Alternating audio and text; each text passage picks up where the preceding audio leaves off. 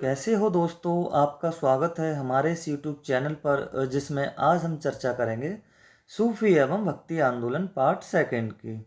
ठीक है, previous year के क्वेश्चन रहेंगे, मल्टी चॉइस के क्वेश्चन भी रहेंगे इसमें। ठीक है दोस्तों, अगर वीडियो अच्छा लगे तो लाइक शेयर और सब्सक्राइब करना ना भूलिए। ठीक है, जैसा कि ये चित्र में दिखाया गया, ये खानका है। ये खानका जहाँ होती है सूफी संतों का निवास स्थान होता है, जहाँ से अपने धर्म का प्रचार करते हैं, उसे खानका कहते हैं। ठीक है, ये गैसू दराज की खानका है, गुलबर्गा में स्थित थी। गुलबर्गा कर्नाटक में पड़ता है और गैसू दराज को ही बंदा नवाज के नाम से जाना जाता है। दूसरा चित्र है ये नामदेव का। ये महाराष्ट्र के संत हैं। ये मुस्लिम जो सूफी संतों से बहुत अधिक प्रभावित हुए थे। अगर आ जाए महाराष्ट्र के कौन से संत सूफियों से अधिक प्रभावित हुए थे, तो नामदेव थे। ठीक है, थर्ड चित्र में दिखाया गया है शेख सलीम चिश्ती। ये इनकी खानका कहाँ थी?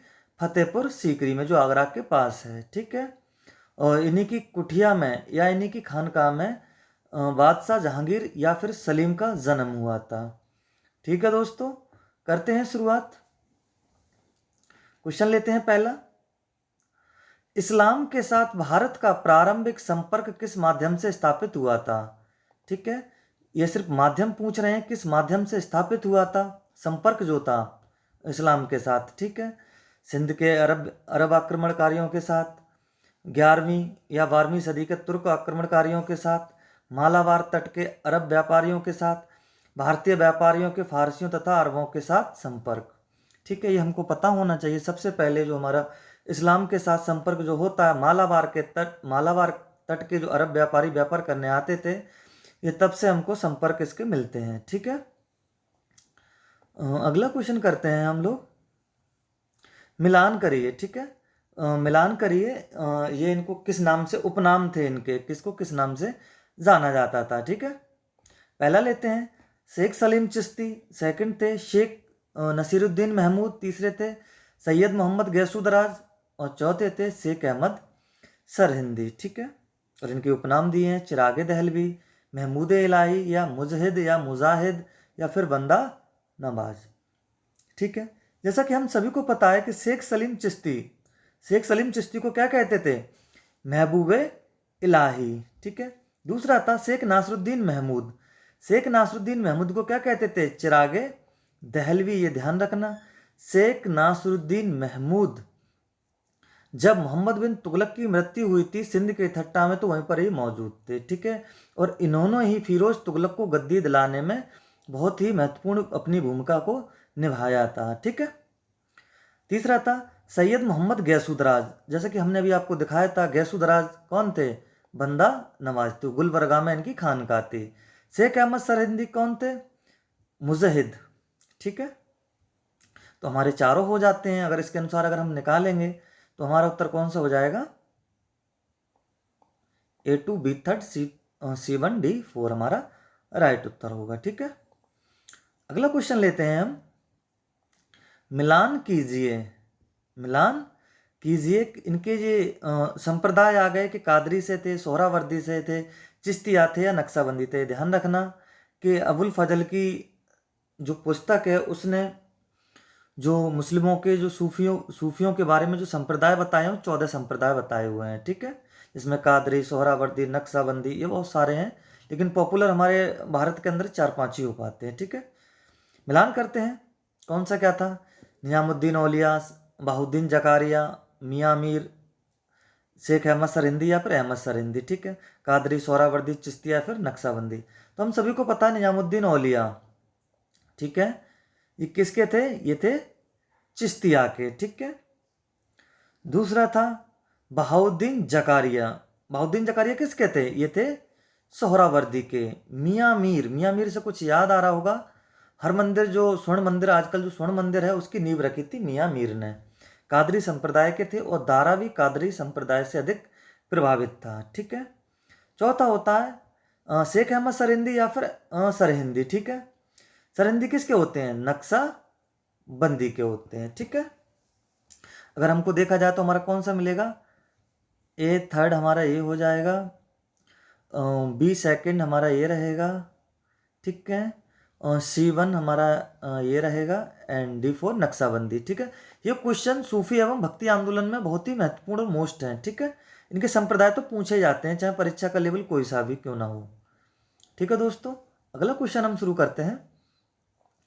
किस महान सूफी संत ने कुरान तथा सभी अन्य धर्मों की कटु आलोचना की थी? ऐसा कौन सा सूफी संत था? जिस तरह अगर भक्ति आंदोलन में कबीर जी की अगर हम बात करें तो सभी की कटु आलोचना करते हैं, धर्म चाहे कोई सा भी हो। ठीक है, चाहे मुस्लिम संप्रदाय को लेकर, चाहे हिंदू, मतलब किसी को लेकर के कटु आलोचना करते हैं। इसी तरह ही सूफियों में कौन था जिसने कुरान तथा सभी अन्य ग्रंथों की कटु आलोचना की थी? मियाँ मीर थे, बुल्ले शाह थे, यार साहब थे, या फिर शाह करीम थे? तो हमको पता होना चाहिए कौन थे, बुल्ले शाह। और इनको इसका दंड भी मिला था, इनको फांसी दे दी गई थी। ठीक है, मुस्लिम धर्म में हमने बताया था कि कुरान से बढ़कर कोई चीज़ ही नहीं थी। कुरान को अगर आप एक्सेप्ट नहीं करते हैं तो फिर आप समझ सकते हैं क्या होगा। ठीक है, अगला क्वेश्चन लेते हैं। भक्ति आंदोलन के निम्नलिखित संतों में से कौन सा संत इस्लाम से अत्यधिक प्रभावित हुआ? हमने भक्ति आंदोलन की बात कही थी। ठीक है, कौन सा संत था जो अत्यधिक प्रभावित हुआ था? ठीक है, इस्लाम से। नामदेव, रामानुज, चैतन्य, या फिर रामानंद? ठीक है, जैसा कि हमने अभी आपको बताया था, तो कौन थे? नामदेव थे। ठीक है, अगला क्वेश्चन हम करते हैं। मियाँ मीर के विषय में कौन सा कथन सत्य है? सत्य हमको बताना है। ठीक है, पहला क्वेश्चन लेते हैं, ऑप्शन लेते हैं। ये कादरी संप्रदाय के प्रमुख संत थे। जी हाँ, हमको पता है कि हरमिंदर साहब मंदिर का उन्होंने, या स्वर्ण मंदिर साहब का नींव रखा था। ठीक है, इनके शिष्य मुल्ला शाह ने इस मत का प्रचार कश्मीर में किया। बिल्कुल ठीक है। तीसरा था, गुरु अर्जुन सिंह इनके शिष्य थे और इन्होंने अमृतसर के स्वर्ण मंदिर की नींव डाली। ये बिल्कुल सही बात थी। और उपयुक्त सभी अगर देखा जाए तो चारों आंसर जो थे सही थे। आप बोलेंगे कि सर अर्जुन सिंह इनके शिष्य थे, लेकिन इसके साथ ये भी जुड़ा हुआ अमृतसर के स्वर्ण मंदिर की नींव डाली। अगर इसको तो हम अलग नहीं कर सकते ना, अगर इसको अलग कर सकते तो फिर हमारी मजबूरी बन जाती है इस तरह के क्वेश्चन करने की, हमको सभी को राइट उत्तर लगाने का। ठीक है, देखते हैं अगला क्वेश्चन। इल्मे इलाही मोहम्मद मत का प्रतिपादन किसने किया था? इल्मे इलाही, ये सारे सूफियों के अपने अपने मत हैं। इल्मे इलाही मोहम्मद मत का प्रतिपादन किसने किया था? बहाउद्दीन जकारिया, ख्वाजा मीर दर्द, शाह वलीउल्लाह, या फिर सलीम चिश्ती? तो किसने कहा था इल्मे इलाही का? ख्वाजा मीर दर्द ने। ठीक है, ख्वाजा मीर दर्द ने इल्मे इलाही का मत का प्रतिपादन किया था।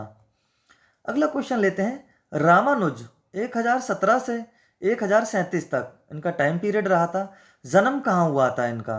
इनका जन्म कहाँ हुआ था? विशाखापट्टनम में, तिरुपति में, कोच्चि में, या फिर मदुरा में? ठीक है, रामानुज का जो जन्म हुआ था कहाँ हुआ था?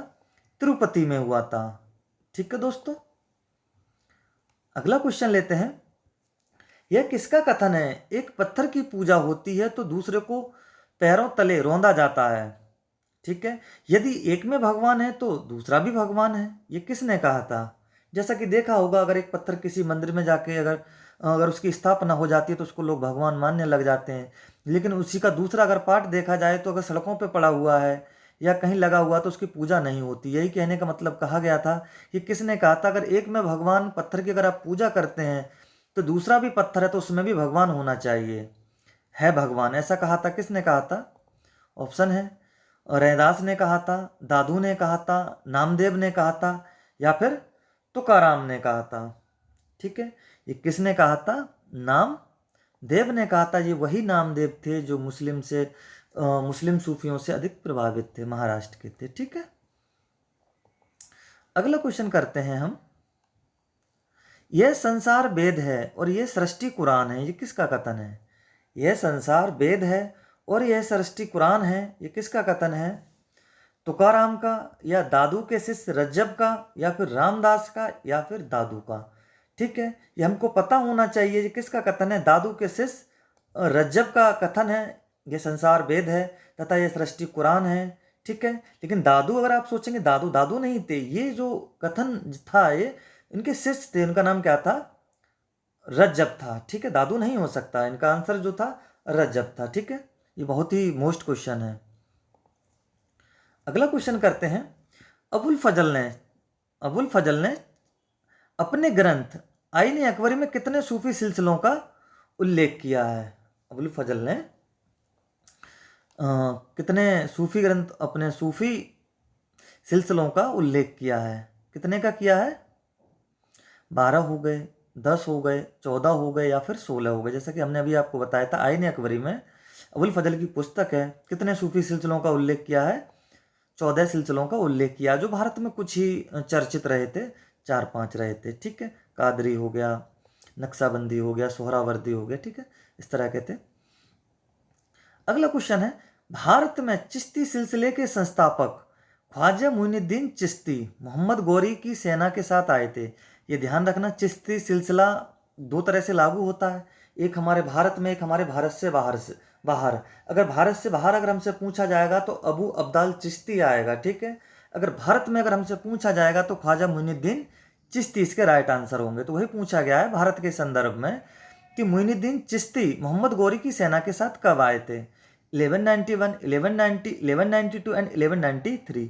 तो हमको पता होना चाहिए, गौरी के संदर्भ में दो ही आक्रमण हुए थे, 1191 एंड 1192।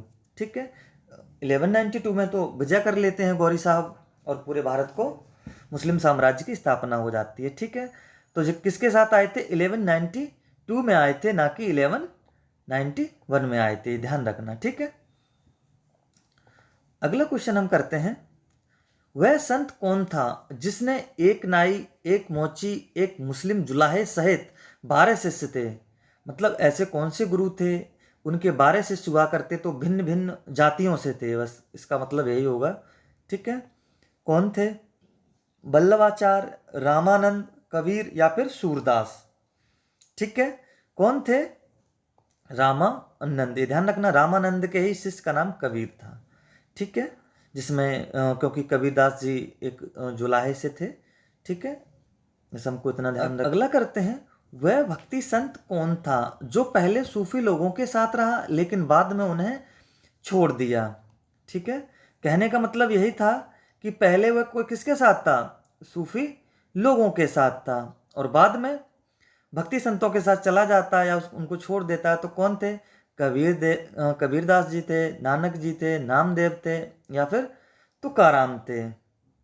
ठीक है, तो कौन होते हैं? नानक साहब जी होते हैं। ठीक है, अगला क्वेश्चन करते हैं, भारत में किस क्षेत्र में फिरदौसी सिलसिला लोकप्रिय था? ठीक है, फिरदौसी सिलसिला लोकप्रिय कहाँ था? दिल्ली हो गया, सिंध हो गया, बिहार हो गया या फिर दक्कन हो गया, मतलब साउथ इंडिया, दक्षिण में हो गया। ठीक है, तो 16 इससे पहले वाले हमने जो वीडियो में बताया था कि फिरदौसी सिलसिला कहाँ था, यह बिहार में था। ठीक है, कहाँ था? बिहार में था। अगला क्वेश्चन करते हैं, निम्नलिखित में से किसने भारत में चिश्ती सिलसिले की स्थापना की थी? भारत के संदर्भ में बात कर रहा है। ठीक है, किसने चिश्ती सिलसिले की स्थापना की थी? शेख सलीम चिश्ती, ख्वाजा मुइनुद्दीन चिश्ती या फिर निज़ामुद्दीन औलिया या फिर फरीदुद्दीन गंजे सकर?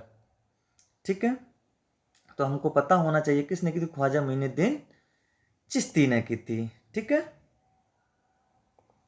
अगला क्वेश्चन करते हैं, सूफी संतों द्वारा प्रतिपादित फना के सिद्धांत का तात्पर्य क्या है? ठीक है, फना के सिद्धांत का तात्पर्य क्या है? भावार्थ, तीर्थ चिंतन, प्रेम के सहारे से मिलन, या परमात्मा के साथ मिलन के परिणाम स्वरूप मानवीय गुणों का अंत, या फिर परमानंद की परम स्थिति प्राप्त करने के लिए समा के माध्यम से प्रेमाग्नि जागरण। ठीक है, तो हमको पता होना चाहिए फना का सिद्धांत जो हमें क्या कहता है। एक तरह से फना के सिद्धांत को आप भक्ति संतों से आप इसका अंदाज़ा इस तरह लगा सकते हैं कि जैसे कि निर्वाण प्राप्त होता है किसी व्यक्ति के लिए, आत्मा से परमात्मा का मिलन हो जाता है, उसी तरह ही इनका फना का सिद्धांत भी लागू होता था। परमात्मा के साथ मिलन के परिणाम स्वरूप मानवीय गुणों का अंत हो जाना। ठीक है, भावार्थ चिंतन नहीं था, प्रेम के सहारे मिलन तो था ही, ये तो दोनों सूफी में भी था, भक्ति में था, लेकिन सिद्धांत पूछा था मैन क्या था। ठीक है ना, तो परमात्मा के साथ मिलन के परिणाम स्वरूप मानवीय गुणों का अंत हो जाना फना का सिद्धांत कहलाता है। ठीक है, अगला क्वेश्चन है असत्य बताइए। शंकर देव असम, कबीर उत्तर प्रदेश, नरसिंह मेहता गुजरात या फिर तुकाराम बंगाल। ठीक है, जिस तरह ये हमको पता होना चाहिए कि शंकर देव असम थे क्योंकि असम का चैतन्य भी कहा जाता है, कबीर यूपी से थे, नरसिंह मेहता गुजरात से थे, तुकाराम बंगाल। ये बंगाल नहीं होगा यहाँ पे, क्योंकि तुकाराम कहाँ से थे? तुकाराम थे महाराष्ट्र से। ठीक है दोस्तों, कहाँ से थे? महाराष्ट्र से इनका संबंध था। अगला क्वेश्चन हम करते हैं, ईश्वर व्यक्ति के गुणों को जानता है। ईश्वर व्यक्ति के गुणों को जानता है तथा उसकी जाति के बारे में नहीं पूछता, क्योंकि परलोक में कोई जाति ही नहीं है। ये भक्ति आंदोलन का क्वेश्चन है। ईश्वर व्यक्ति के गुणों को जानता है तथा उसकी जाति के बारे में नहीं पूछता, क्योंकि परलोक में कोई जाति ही नहीं है। ये किसका कथन है? कबीर जी का, गुरु नानक जी का, चैतन्य जी का या फिर रामानंद जी का। ठीक है, तो ये हमको पता होना चाहिए, परलोक में कोई जाति नहीं है, नहीं पूछता। तो किसका कथन था? ये नानक जी का था। ठीक है दोस्तों, अगर वीडियो अच्छा लगे तो लाइक शेयर और सब्सक्राइब करना ना भूलिए। मिलेंगे अगली वीडियो में, जब तक के लिए जय हिंद दोस्तों।